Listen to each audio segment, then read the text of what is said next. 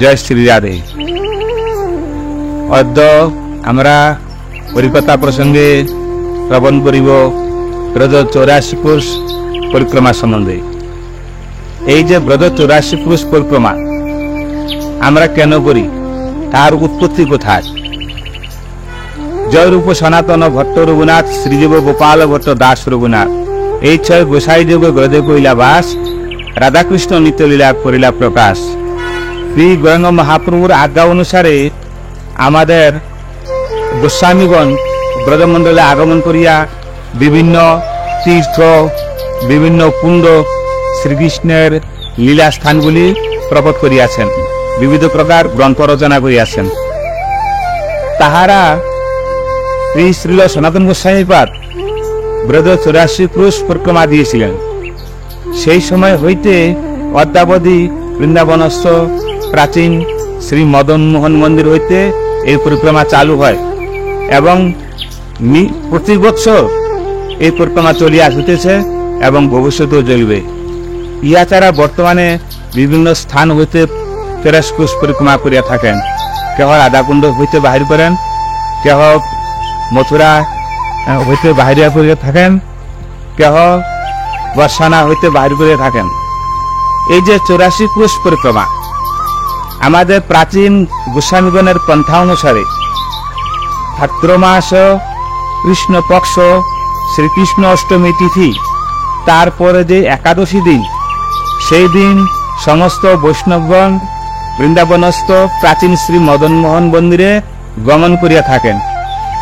সেই স্থানে একাদশী দিন নিবাস করে দ্বাদশী দিন প্রাতকালে বৃন্দাবন হইতে চলিয়া যায় মথুরায় ভূতেশ্বর মহাদেব মন্দিরে। মথুরায় ভূতেশ্বর মহাদেব মন্দিরে গমন করিয়া সেই রাত্র নিবাস করেন দ্বাদশী দিন। আর ত্রয়োদশী দিন হইতে সেই ভূতেশ্বর মহাদেব মন্দির হইতে পরিক্রমা আরম্ভ হয় এবং 84 ক্রোশ ব্রজমণ্ডল পরিক্রমা করিয়া পুনরায় ভূতেশ্বর মহাদেব মন্দিরে আগমন করিয়া পরিক্রমা সমাপ্ত করেন।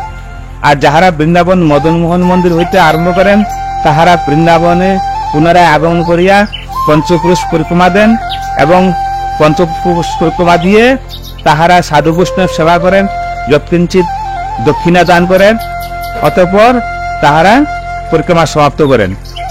এই পরিক্রমা সম্বন্ধে বলা হইতেছে, এই পরিক্রমা করলে দ্বাদশ বন, দ্বাদশ উপবন এবং শ্রীকৃষ্ণের বিভিন্ন লীলাস্থানগুলি ব্রজমণ্ডলের এগুলি সব দর্শন হইয়া থাকে। এই যে শ্রীকৃষ্ণের লীলাস্থান, আমরা সংক্ষেপে গ্রামগুলি কিভাবে যেতে হবে, কোন গ্রামের পরে কোন গ্রামে যেতে হবে, সেগুলি সম্বন্ধে আলোচনা করতেছি। এক জায়গায় বসে কিভাবে 84 ক্রোশ পরিক্রমা দেয় তাহার পদ্ধতিগুলি আমরা এখন আলোচনা করতেছি। প্রথমে হইল বৃন্দাবনস্থ প্রাচীন শ্রী মদন মোহন মন্দির, তথা হইতে অপুর ঘাট হয়ে যমুনা নদীর নিকট হয়ে আমরা চলে যাই মথুরায় শ্রী ভূতেশ্বর মহাদেব মন্দির। তথায় গমন করিয়া শ্রী ভূতেশ্বর মহাদেব মন্দির হইতে আমরা গমন করি কোথায়? মধুবনে। মধুবনে শ্রীকৃষ্ণ সেই মধু নামক দৈত্যকে বধ করিয়াছিলেন, সেই জন্য তাহার নাম মধুবন। সেই স্থানে রাধারানী রাসলীলা করিয়াছেন শ্রীকৃষ্ণের সহিত। সেই মধুবনে কি বলেছেন? রাধিকা না চেরে। সেই মধুবনে ধ্রুবজি তপস্যা করিয়া শ্রীকৃষ্ণের দর্শন লাভ করিয়াছিলেন। এই সেই মধুবন। মধুবন হইতে আমরা চলে যাই তালবনে। তালবনে কি আছে? তালবনে সেই সময় শ্রীকৃষ্ণ যখন লীলা করেন তখন অনেক তাল বৃক্ষ ছিল, অনেক তাল ফলত, কিন্তু সেই স্থানে ছিল ধেনুকাসুর। সেই ধেনুকাসুরের জন্য কেহ তাল ফল আনয়ন করিয়া ভোজন করতে পারতেন না। কিন্তু শ্রীকৃষ্ণ সেই ধেনুকাসুরকে বধ করেন নাই, বলরামের মাধ্যমে করাইছেন। কেন? হিরণ্যকশিপুর পুত্র হইল আমাদের প্রহ্লাদ। প্রহ্লাদের বংশ পরম্পরায় আশীর্বাদ ছিল যে কেহ বধ করতে পারবে না কৃষ্ণের সাহায্যে, সেই জন্য বলরামের সাহায্যে তাহাকে বধ করানো হয়। এই যে তালবন, তালবন হইতে আমরা চলে যাই কোথায়? কুমুদবন। কুমুদবনে আছে বহুত সুন্দর পুষ্পবাগিচা। সেই স্থানে শ্রীকৃষ্ণ সখীগণের সহিত লীলা করে খেলা করিয়াছেন, সেখানে অতীব সুন্দর কুণ্ড দর্শনীয়। তথা হইতে আমরা চলে আসবো উঁচাগ্রাম। উঁচাগ্রাম হইতে শান্তনু কুণ্ড। শান্তনু কুণ্ডে শান্তনু মহারাজ তপস্যা করিয়াছেন পুত্র কামনার্থে, সেই জন্য সেই স্থানে অতীব প্রসিদ্ধ। এই শান্তনু কুণ্ড হইতে আমরা কেহ মুখরাই গ্রাম হইয়া রাধাকুণ্ডে আগমন করেন, কেহ দতিহা বহুলাবন হইয়া রাল হইয়া জুনেদি বসতি হইয়া রাধাকুণ্ডে আগমন করেন। এই যে শান্তনু কুণ্ড হইতে মুখরাই গ্রাম, মুখরাই গ্রাম হইল কি কেন প্রসিদ্ধ? মুখরাই কুণ্ড, আর রাধারানীর নানী হইলেন মুখরা দেবী। রাধারানীর মাতা হইলেন কীর্তিদা মাতা, তাহার মাতা হইলেন মুখরা দেবী, সেই জন্য তাহার নাম মুখরাই গ্রাম। এখন আমরা সেই মুখরা দেবীর মন্দির দর্শন করে, কুণ্ড দর্শন করে আমরা আসবো রাধাকুণ্ডে। এই রাধাকুণ্ডে আগমন করে বৈষ্ণবগণ সপ্তপুরুষ গিরিরাজ পরিক্রমা দেওয়া থাকে। সপ্তপুরুষ গিরিরাজ পরিক্রমা দেন কেন? শ্রীকৃষ্ণ গিরিরাজটা ধারণ করিয়াছিলেন। কেন ধারণ করিয়াছিলেন? শ্রীকৃষ্ণ জানেন একমাত্র গোলকের সমস্ত তীর্থ ব্রজে আগমন করিয়াছে। সেই ব্রজের নন্দ যশোদা আদি এবং গোয়ালবালগণ ইন্দ্রদেবের পূজা করতেন বৃষ্টির জন্য। বৃষ্টি হইলে শস্যাদি হবে, তখন তাহাদের ভোজনাদি হবে, গোবৎস পালন হবে। কিন্তু শ্রীকৃষ্ণ বললেন যে গিরিরাজের পূজা করলে সমস্ত কিছু লাভ হয়, সেই জন্য শ্রীকৃষ্ণের বাক্যানুসারে তাহারা সকলে মিলে গিরিরাজের পূজা দিলেন। তখন ইন্দ্র পূজিত হলেন। ইন্দ্র 7 দিন যাবৎ বৃষ্টি দ্বারা দিয়েও বৃষ্টিকে কিছু ক্ষতি করতে পারে নাই, সেই জন্য ইন্দ্রদেব নিজে পরাজিত হয়ে শ্রীকৃষ্ণকে গোবিন্দ নামে অভিষেক করে ভগবান নামে স্বীকার করেছেন গোবিন্দ কুণ্ডে। সেই জন্য সেই গোবিন্দ কুণ্ড অতীব প্রসিদ্ধ, পঞ্চামৃত অভিষেক করা। তখন কি হয়েছিল?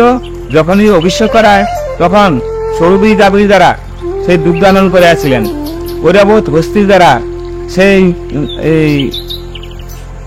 সমুদ্র হইতে জলানয়ন করিয়াছিলেন। এইভাবে সেই সমস্ত তীর্থগুলি গিরিরাজের তটে দর্শনীয়। আমরা এখন সেই রাধাকুণ্ড নিবাসকালীন সপ্তপুরুষ গিরিরাজ পরিক্রমা দিয়ে আমরা চলে যাব বেহেজ গ্রামে। বেহেজে অতীব রাধাকৃষ্ণের সুন্দর মন্দির কুণ্ড দর্শনীয়। তথা হইতে যাব লাখাবনে। এই যে লাখাবন কেন নাম হইল? তাহার আরেক নাম গ্রাম, দিঘ। এখন লাখাবন কেন নাম হইল? সেই ভরতপুরের রাজা তখন 84 পুরুষ ব্রজমন্ডলের আংশিক পড়িয়াছিল লাঠা বনে দিঘ গ্রামে। কিন্তু ভরতপুরের রাজা তিনি বললেন যে আমার রাজ্যে যদি বৈষ্ণবগণ না আগমন করে তাহলে আমার জীবনের কি দাম আছে। প্রথমে বললেন যে সকলকে কাকতি মিনতি করে হাত জোর করে বলবে আমার স্থানে আগমন করার জন্য, যদি না আগমন করে তবে ডান্ডা দেখাবে, লাঠি দেখাবে। সেজন্য তাহার নাম হয় লাখাবন। তাহার এত প্রেম ভালোবাসা দেখে সকলে আনন্দে প্রসন্ন হয়ে সেই স্থান হইতে পরিক্রমা করেন। আগে শ্রীপুর হয়ে পরিক্রমা দিতেন, বর্তমানে লাখাবন হয়ে আমরা চলে যাব দিদাবলী গ্রাম। শ্রীকৃষ্ণের দিদা সেই স্থানে নিবাস করতেন, সেই জন্য নাম হলো দিদাবলী গ্রাম। এখন দিদাবলী হইতে আমরা যাব কোথায়? টাকুলি। টাকুলি হইতে খু হইতে কায়রিকা হয়ে আলিপুর আদিবদ্রী। এই যে আদিবদ্রী, আমাদের আদিবদ্রী বিশেষ প্রসিদ্ধ কেন? বদ্রীনাথ, কেদারনাথ, গঙ্গোত্রী, যমুনোত্রী ইত্যাদি। একদিন নন্দ যশোদা সকলে চিন্তা করলেন যে আমরা তীর্থ করতে যাব বদ্রীনাথে। শ্রীকৃষ্ণ ভাবলেন যে ব্রজে সমস্ত তীর্থ আছে, তাহারা কেউ জানে না, সেই জন্য বদ্রীনাথকে স্থানে আনয়ন করাইয়া তাহাদেরকে দর্শন করিয়াছিলেন। সেই পর্বত অদ্যাবধি দর্শনীয়। যারা সেই স্থানে যায়, সেই স্থানে তপকুণ্ড, বদ্রীনারায়ণ ইত্যাদি সমস্ত, সেই রামধোলা, লক্ষ্মণধোলা ইত্যাদি সমস্ত দর্শন লাভ হইয়া থাকে। বদ্রীনাথ হইতে আমরা কোথায় যাব? পশুপা হয়ে। পশুপা কেন নাম হইল? কৃষ্ণ সেই স্থানে পশুচারণ করিয়াছিলেন সকল গোপবালকদের সঙ্গে। গোপবালকের সঙ্গে গোবৎস চারণ করিয়াছিলেন, সেই জন্য নাম হলো পশুপা গ্রাম। তথা হইতে আমরা যাব কেদারনাথ। কেদারনাথ হোক তদ্রূপ শ্রীকৃষ্ণ ব্রজ গোপী সকলকে নন্দ যশোদাকে কেদারনাথ দর্শন করাইয়াছেন। শ্রীকৃষ্ণ বললেন যে পৃথিবীর যত তীর্থ আছে সমস্ত তীর্থ ব্রজে আছে। সখীগণকে দর্শন করাইয়াছেন রাধাকুণ্ডে।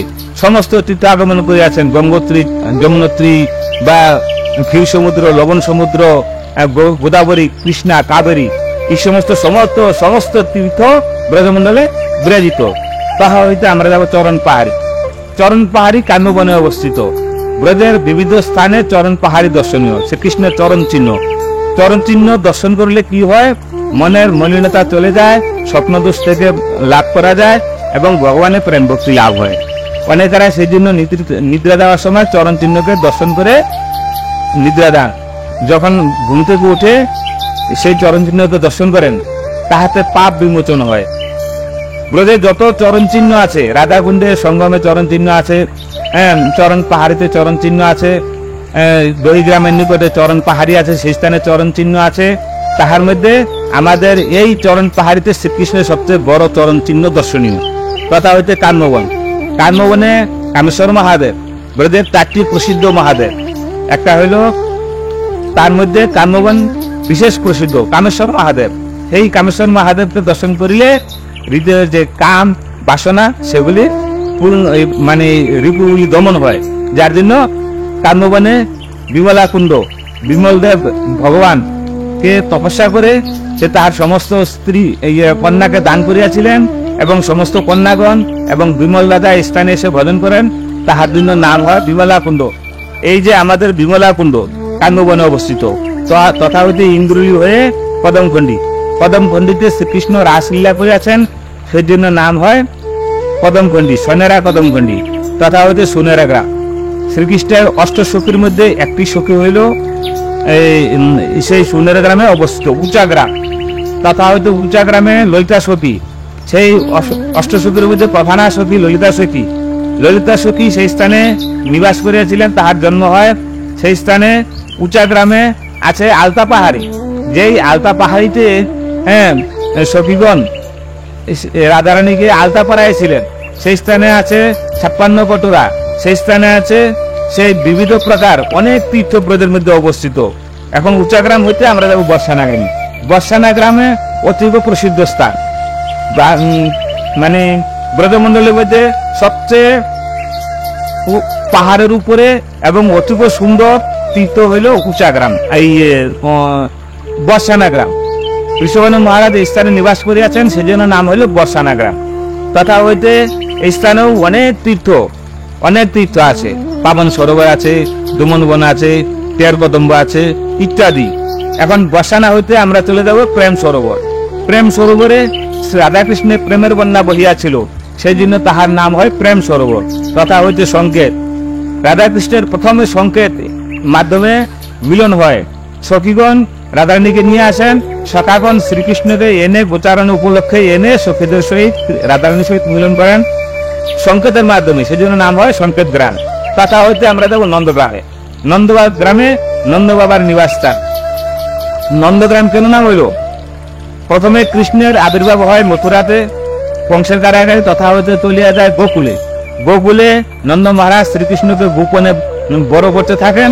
তখন সেই স্থানে যখন কংসের ভয় হইতে পুতনা রাক্ষসী তৃণাবর্ত ইত্যাদি যখন বধ করেন, তখন কৃষ্ণকে এই সুরক্ষার জন্য তথা হইতে চলিয়ে আসেন নন্দগ্রামে। যে স্থানে নন্দ বাবা নিবাস করেন তাহার নাম হইল নন্দগ্রাম।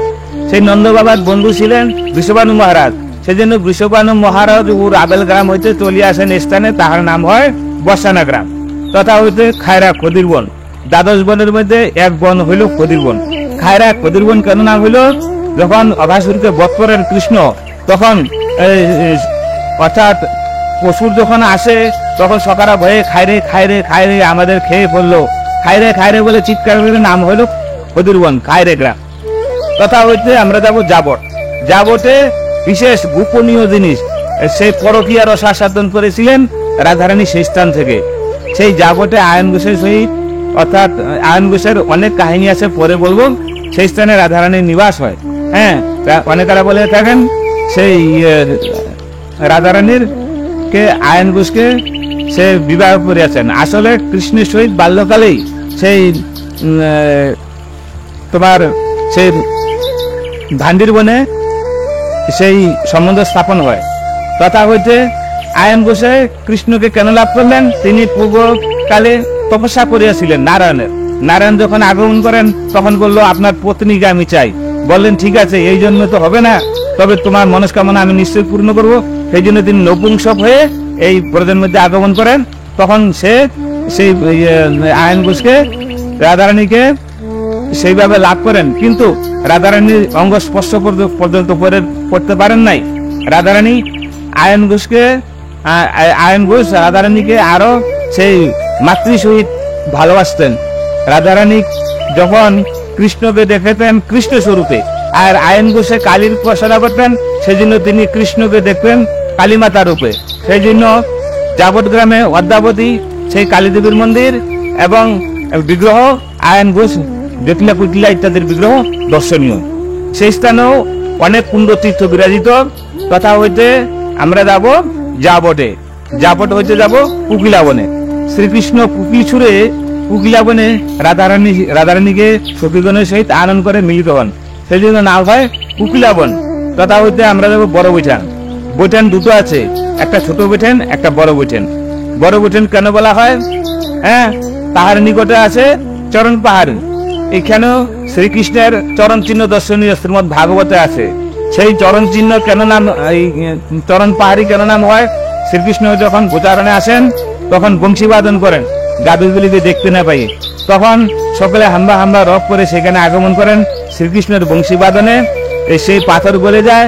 শ্রীকৃষ্ণের সেই জন্য অদ্যাবধি সেই স্থানে মুকুটের ছাপ, বংশীর ছাপ, গোবৎসের চরণের ছাপ ইত্যাদি দর্শন করা যায়। তথা হইতে আমরা যাব দহিগ্রামে। শ্রীকৃষ্ণ সখাদের সহিত দই পান করিয়াছিলেন, সেই জন্য নাম হলো দহিগ্রাম। তথা হইল কুটবন, কুশিকলা, কুশস্থলী, নন্দ বাবার কুশাগার অর্থাৎ ভান্ডারের গৃহ। তথা হইতে খরট হয়ে শেষশাহীতে রাধারানী এবং সখীগণকে শ্রীকৃষ্ণ সেই নারায়ণকে অনন্ত সজ্জায় স্মরণ করেছিলেন, লক্ষ্মীদেবী পদসেবা করেছিলেন, সেই স্বরূপটাকে দর্শন করাইছিলেন। সেই বিগ্রহ অদ্যাবধি দর্শনীয়, সেই জন্য তাহার নাম হয় শেষশাহী গ্রাম। তথা হইতে ধনতা রূপনগর হয়ে মাঝে হয়ে উজানে যমুনার উজান বইয়াছিল। যখন উজানিতে কেন উজান বইয়াছিল? একদা কৃষ্ণ রাসলীলা করেন, বলরাম রাসলীলা করেন ব্রজের মধ্যে। তো সেই বলরাম যখন রাসলীলা করবেন, জল ছাড়া, যমুনা ছাড়া সেই রাসলীলা হয় না, লীলা করার পরে স্নান করতে হয়। তখন যমুনাকে বললেন, তুমি আমার নিকটে এসো। সে এদিকে সম্বন্ধ হিসাবে ভাসুর হচ্ছে, তো ভাসুরের কাছে কি করে যাবে? যমুনা যাবে না, জোর করে নাঙ্গল দিয়ে টেনে নিয়েছিলেন। সেই জন্য যমুনা উজান বইয়াছিল, তাহার নাম হয় উজানি। অদ্যাবধি সেই স্থান এবং অতীব সুন্দর দর্শনীয়। তথা হইতে শেরগড় হয়ে কাজুরট অক্ষয়বট। এই যে অক্ষয়বটে আমাদের বিশেষ বলরাম যে বধ করিয়াছিলেন। তথা হইতে তপোবন হয়ে তপোবন সারহ দলতা গাঙ্গুলি নন্দঘাট। এই স্থানে সেই রাধারানী সখীগণ শ্রীকৃষ্ণকে প্রতিরূপে লাভ করার জন্য বৎসরহরণ ঘাট সেই স্থানে দর্শনীয়। কেননা সেই তপস্যার ফলেই রাস সরোজিনীতে রাধারানী শ্রীকৃষ্ণকে প্রতিরূপে প্রাপ্ত হইয়াছেন, সখীগণ প্রাপ্ত হইয়াছেন। তাহা দেখাইয়াছেন যে কৃষ্ণকে লাভ করতে গেলে দেবীর মাধ্যমেই অতি শীঘ্র কৃপা লাভ হয়। কৃষ্ণ তাহাদিওকে বস্ত্র হরণ করে পরীক্ষা করে উত্তীর্ণ হয়ে তখন তাহাদিওকে সেই বর প্রদান করিয়াছিলেন। তথা হইতে নন্দঘাটে বিশেষ প্রসঙ্গ। নন্দঘাটে নন্দ বাবা একাদশ দ্বাদশী দিন ব্রত করার পরে স্নান করবেন, তথায় গিয়েছিলেন স্নান করতে। তখন যমুনার জল সেই পাতালে প্রবাহিত। পাতালদেব ভগবান চিন্তায় করলেন যে কৃষ্ণকে দর্শন লাভ করব। কৃষ্ণ শুনেছি অবতীর্ণ হয়েছেন। তখন সেই নন্দ বাবাকে পাতালে নিয়ে যায়। কৃষ্ণ একথা শ্রবণ করতে পেয়ে তখন কি করলেন, তিনিও সেই পাতালে গেলেন নন্দ বাবাকে আনার জন্য। তখন সেই পাতাল দেব তাহার কৃষ্ণকে স্তুতি করেছিলেন যে আমি একমাত্র আপনাকে দর্শনের জন্য তাহাকে এনেছি, আমাকে অপরাধ ক্ষমা করিবেন। সেই জন্য নন্দঘাট অতীব প্রসিদ্ধ। তথা হইতে যমুনার পার হয়ে ইরুল হয়ে আমরা ভদ্রবন। রাধারানী কৃষ্ণকে ভদ্র সাজাইছিলেন, অর্থাৎ শৃঙ্গার করে তাকে এত সুন্দর সাজাইছেন, সেজন্য নাম হলো ভদ্রবন। তথা হইতে যায় বিজয়ী হয়ে গান্ধীবন। এই যে আমরা সকলে জানি আয়ন ঘোষের সহিত বিবাহ হয়েছে রাধারানীর, আসলে কিন্তু হয় নাই। সেই ভান্ডির বনে কৃষ্ণের সহিত রাধারানীর বিবাহ সম্বন্ধ স্থাপন হয়। একদা নন্দ বাবা 2 বছর ধারণ করছেন, সঙ্গে কৃষ্ণ চলে গেছেন। বর বৃষ্টি এসেছে, তখন নন্দ বাবা কোনো দিকে এখন কৃষ্ণকে বাৎসল্য প্রেমে কার কাছে দিবে, কি করে রক্ষা করবে সেই আর স্থির পাচ্ছে না। তখন থেকে একটা জুতির মধ্যে দেখে রাধারানীকে, তখন রাধারানীকে গিয়ে বলছে, মা আমার এই ছেলেটাকে তুমি বাঁচাও। হ্যাঁ, তো তুমি তাহাকে সেই নন্দ মায়ের কাছে, যশোদা মায়ের কাছে নিয়ে যাও। তখন রাধারানী তাকে কুলে নিয়ে যাচ্ছেন, আর রাস্তার মধ্যে কি হলো, কৃষ্ণ বড় হয়ে গেলেন। সেইখানে রাধারানী সহিত সেই যে ব্রহ্মাকে নিয়ে আসেন, এনে তার বিবাহ স্থাপন করেন। হ্যাঁ, সেই কথা হইতে আমরা যাব মাঠ বন। মাঠ বনে কেন কৃষ্ণ গোতানুল্লা করেছেন, সেই মাঠের যে প্রকার লাড্ডু খাওয়া, জোটা খাওয়া, কাণ্ডে চড়া ইত্যাদি ভাবে খেলা করেছেন, নাম হয় মাঠ বন, তথা হইতে বেলবন। বেলবনের একটা বিশেষ প্রসঙ্গ হইল, রাধা শক্তি বিনা না কই শ্যামল দর্শন পাবে, আরাধনা করো রাধে রাধে কানা বাগে আবে। রাধারানীর কৃপা না হইলে কৃষ্ণের কৃপা লাভ হয় না। একদা এই লক্ষ্মী দেবী চিন্তা করলেন, আমি হইলাম নারায়ণের পত্নী, আমার ধন সম্পদের অভাব নাই, কাজেই আমি কি করব, রাধারানীর দাসী হব না, আমি নিজে তপস্যা করে কৃষ্ণকে লাভ করবো। আমি জানি কৃষ্ণ সদা বনে আসেন, উচ্চারণ করেন, বেলবনে আমি তপস্যা করবো, কৃষ্ণ যখন আসবে তখন তাহার আমি দর্শন লাভ করবো। তো এখনো অদ্যাবধি বেলবনে যাবেন, দেখবেন সেই লক্ষ্মী দেবী তপস্যা করছেন, এখনো তপস্যা করছেন, কৃষ্ণের লাভ আর হচ্ছে না। কাজে সখীর কৃপা না হলে, রাধারানীর কৃপা না হলে কৃষ্ণ দর্শন হবে না। সেই হলো বেলবনের ঘটনাটা। তথা হইল সেখানে কৃষ্ণ সকাদশী বেলফল খেয়েছিলেন, অদ্যাবধি সেখানে অনেক বেলগাছ আছে। আচ্ছা, ভীম হয়ে আমরা যাবো মানসরোবর। মানসরোবরে রাধারানী মান করেছিলেন, কৃষ্ণ তার মান বন্ধন করেছেন। হ্যাঁ, সেই জন্য সংক্ষেপে বলা হচ্ছে 84 পুরুষ পরিক্রমা। তথা হইতে পানিঘাটে মারবা হয়ে লোহবন, লোহজঙ্গাসুরকে কৃষ্ণ বধ করিয়াছেন, সেই জন্য তাহার নাম হয় লোহবন। সেই লোহজঙ্গাসুরের একটি হাড্ডি অদ্যাবধি সেই স্থানে দর্শনীয়, অনেক কুণ্ড তীর্থ আছে। তথা হইতে সোহরা হয়ে কারক হয়ে আনন্দ বিনন্দী সেই স্থানে দুইটা সখী আছে, কৃষ্ণের সখী, তাহারা তপস্যা করে কৃষ্ণকে লাভ করিয়াছেন। সেজন্য সেই সখীদের লীলাকে স্মরণ রাখার জন্য সে তাহাদের বিগ্রহ এবং সেই স্থান অতীব প্রসিদ্ধ। কাজেই সখীগণ যেভাবে তপস্যা করেছেন, আনন্দ বিনন্দী যেভাবে তপস্যা করেছেন, সেইভাবে তপস্যা করলে তবেই রাধারানীর কৃপা লাভ হবে। বলদেব, এখন বলদেব কেন না হলো গ্রামের নাম, কৃষ্ণের বড় ভাই বলরাম, তিনি ব্রজের চারিদিনের সীমা স্থাপন করেছেন। ব্রজ কতটাখানি সীমা আছে, একটা হলো খাম্বি স্থাপন করিয়াছিলেন, খাম্বা নাম হয় খাম্বি গ্রাম। বলরাম সেই স্থানে সীমা দেখাইছেন, সেই জন্য বলদেব। সেইখানে কুণ্ড এবং সেই স্থানে পেঠা অতীব প্রসিদ্ধ। আর কথা হইতে হাতুড়া হয় ব্রহ্মাণ্ড ঘাটে মাতা শ্রীকৃষ্ণকে মুখে বিশ্ব ব্রহ্মাণ্ড দর্শন করিয়াছিলেন। সখাগণ বলছেন, মা তোমার ছেলে দেখো, বলছে নবলক্ষ গাভী আছে, তবু দেখো মাটি খায়। বলছে, শাসন করছে, মা তুই মাটি খাইছিস? না মা, আমি মাটি খাই নাই। কৃষ্ণ লীলা করবে তো, তখন যখন হা করেছিলেন, অনন্তকোটি বিশ্ব ব্রহ্মাণ্ড দেখছেন। কিন্তু আমি হইলে সেই কৃষ্ণকে ভগবান গানে স্তুতি করবো, মা যশোদা ভগবান গান করে নাই, বাৎসল্য প্রেমের এই হলো তারতম্য। হ্যাঁ, বাৎসল্য প্রেমে হ্যাঁ আমার ছেলে এই কি দেখলাম, আমার ছেলেকে ভূতে পেরেছে, পেতে পেরেছে, তখন গরুর যে লেজ আছে তাকে দিয়ে ব্রাহ্মণ দিয়ে পূজা করাচ্ছে, বাৎসল্য প্রেম। সেই যে ব্রহ্মাণ্ড ঘাট তথা হচ্ছে মহাবনে ব্রজের যে 12 বন আছে, তার মধ্যে একটি বন হইল মহাবন। সেই মহাবনে কৃষ্ণ মথুরাতে যে প্রকট হয়, সেইখানে নন্দ যশোদা নিবাস করতেন। সেই নন্দ যশোদাকে সেখানে প্রকট হয় যোগমায়া। এই যোগমায়াকে রেখে কৃষ্ণকে রেখে যোগমায়াকে নিয়ে আসেন। সেই স্থান হইল, সেই স্থানে কৃষ্ণ সেই পুতনা রাক্ষসীকে, তৃণাবর্তকে ইত্যাদিকে বধ করেন। তখন তাহাদিওকে এই কৃষ্ণকে বাৎসল্য প্রেমে বলরামকে রক্ষা করার জন্য নন্দ যশোদা চলে আসেন নন্দগ্রামে। সেই যে মহাবনে অনেক তীর্থ আছে। তথা হইতে গোকুল হইতে রাবেল। এই যে রাধারানীর, অনেকের এখানে বর্ষানা রাধারানীর জন্মগ্রাম। রাধারানীর প্রকট তিথি হইল রাবেল, সেটা গোকুলের নিকটে অবস্থিত। সেই রাবেল গ্রাম অদ্যাবধি দর্শনীয়। সেই স্থানে রাধারানী হামাগুড়ি দিচ্ছেন, কৃষ্ণ যেরকম লাড্ডু নিয়ে হামাগুড়ি দিচ্ছেন, সেই প্রকার সেই আমার রাধারানীও লাড্ডু হাতে নিয়ে সেই হামাগুড়ি অবস্থায় আছেন। হ্যাঁ, রাধারানীর যদি প্রেম পেতে চাও, তাহলে রাধারানীকে যদি ছোট রূপে দর্শন করতে চাও, তাহলে রাবেল গ্রামে অবশ্যই যাবে। হ্যাঁ, কৃষ্ণের জন্মস্থান দর্শন করার জন্য যেমন মথুরা যাও, সে স্থানে অবশ্যই যাবে। তথা হতে যমুনা পার হয়ে আমরা পুনরায় আসবো মথুরা ভূতেশ্বর মহাদেব মন্দির। এখন ভূতেশ্বর মহাদেব মন্দির হচ্ছে কেন আমরা গমন করি?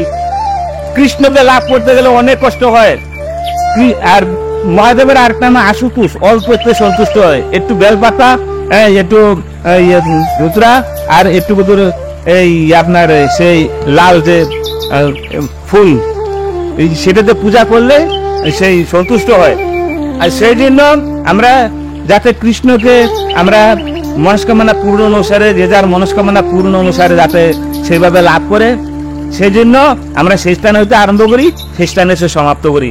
বলে যে তথা হইতে আমরা 84 কোষ পরিক্রমা সমাপ্ত করে আছি। সকলে মিলে একবার হরি হরি বলো। এখন তথা হইতে আমরা চলে যাবো বৃন্দাবনে। বৃন্দাবনে গিয়ে আমরা পঞ্চকোষ পরিক্রমা দিব। পঞ্চকোষ পরিক্রমা দিয়ে সাধু বৈষ্ণব সেবা করাবো। সাধু বৈষ্ণব সেবা করে তারপরে ব্রজেশ্বরে